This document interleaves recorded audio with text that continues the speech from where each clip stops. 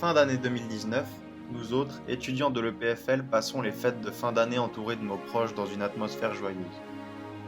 Très peu d'entre nous se soucient réellement de cette nouvelle dont commencent à parler les médias. Dans la province chinoise de Wuhan, des médecins recensent un nombre anormalement élevé de cas grippaux accompagnés d'une toux sèche. Mars 2020, le coronavirus est arrivé en Suisse. Il est le nouveau mot que tout le monde a sur les lèvres et oblige soudainement les populations à rester à domicile, dans la mesure du possible. Le PFL ferme son campus et met rapidement en place un système d'enseignement à distance.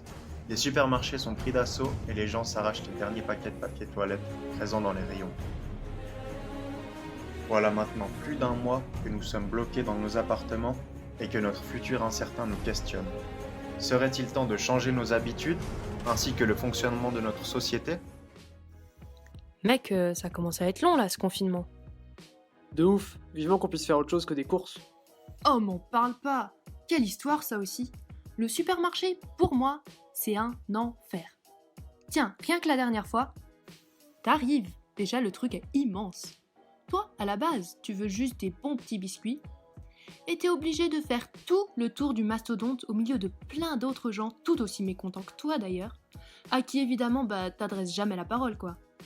Il fait un froid de canard à cause de la clim, et en plus tu te perds dans les rayons, et tu te retrouves à acheter n'importe quoi qui déborde d'un étalage trop rempli. Franchement, je plains ces pauvres vendeurs.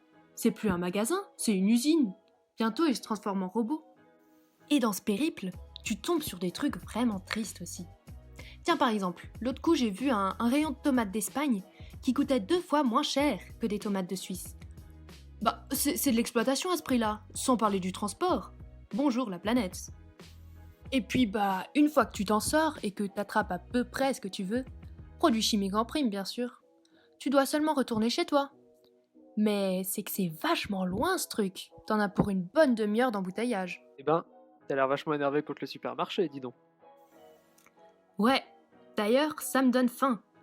Tu veux déguster mon super guacamole que j'ai fait hier avec les avocats de la Migros ? Ils étaient en action en plus. Il est resté bien au frais toute la nuit dans le frigo. Apéro, nous voici, nous voilà. Il te reste une bière ou j'en sors une nouvelle ? Mais Julien, ça va ou bien ? Repose cette purée d'avocats, t'as pas honte ? C'est pas parce que c'est en action qu'il faut en acheter, hein. Puis ils devraient justement être plus chers, ces avocats, s'ils viennent de loin. Après avoir baratiné toute ton histoire d'hier, tu fais toujours pas attention. Je sais pas, ça reste un peu théorique tout ça, non ? Et puis de toute façon, entre nous, c'est pas nous qui allons changer la face du monde, hein. Tu veux toujours pas de mon guacamole préparé avec amour ? Non mais regarde, Julien. Je suis tombé l'autre jour sur ce reportage internet qui parlait de ça. C'est tout un monde qu'il faut repenser. Et si nous on le fait pas, qui le fera ? Ça parle de petites coopératives qui ont été créées pour revaloriser les producteurs à petite échelle. Comme ça, par la même occasion, ça booste l'économie locale et ça pollue moins. Des produits frais et locaux comme on les aime. En commun avec mes employés, je produis des fruits et légumes régionaux, frais et saisonniers. De plus, le fait de livrer à la coopérative d'à côté me permet d'économiser des frais de transport et de stockage. Cette proximité me permet de cultiver une plus grande variété de produits périssables. Tous ces points convergent dans une meilleure indépendance du climat et à la création d'emplois. Bienvenue dans notre magasin. En collaboration avec des fournisseurs proches, nous arrivons à préparer une offre complète des produits de base régionaux. Naturellement, les produits exotiques sont aussi disponibles, fair trade et de façon rentable pour les producteurs y compris. Tanguy, il y a quelque chose qui m'échappe, n'empêche. T'as pensé à toutes les zones industrielles ?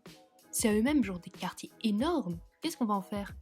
Ah bah ça, je te pose la question, monsieur l'étudiant qui fait de l'urbanisme. Ah tiens, ça c'est vrai, j'avais oublié. Alors dis-moi, qu'est-ce que tu penses de ça ? Imagine une ville où nous serions capables de donner une seconde vie à ces infrastructures comme les grands halls ou entrepôts industriels. On pourrait y aménager des lieux de rassemblement communautaire ou d'entraide entre les personnes, voire même des bars, tiens. Ça pourrait être des activités autour de la culture ou liées à des centres d'intérêt divers et variés. T'en penses quoi ? Voilà, ça c'est une super idée. Comme ça, les zones industrielles se transformeraient en lieux de rencontre à la place d'être abandonnées. Ou alors, on pourrait en faire des serres. Ça permettrait aux habitants des villes d'être plus en contact avec le produit. Ça les rapprocherait de la culture de la terre.